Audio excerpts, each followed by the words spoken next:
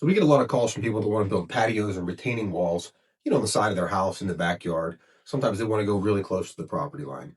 There are what they call setbacks that prevent building construction too close to a property line. So if you've ever driven down a street in a new residential neighborhood, you'll notice that all the houses are set back almost a perfectly equal amount from the street. That's called a front setback. But there's also side setbacks and rear setbacks. We're typically usually concerned with side setbacks when we're building in somebody's backyard. If somebody wants to put a patio behind their house. So Mount Lebanon is a pretty good example. Mount Lebanon has a 5 foot side setback on both sides of the property.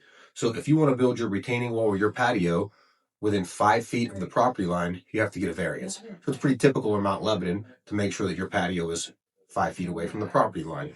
So if you look in this particular drawing, you'll see house is 6.3 feet away from the property line on one side and 10.6 feet away on the other side. So as long as the patio you wanted to build was inside of that footprint, you'd be fine. So setbacks are really important. If you're building a structure, you're building a shed, obviously you have to be within those setbacks, or you have to go to the planning commission and get a variance, which is typically pretty cumbersome and fairly expensive and time consuming.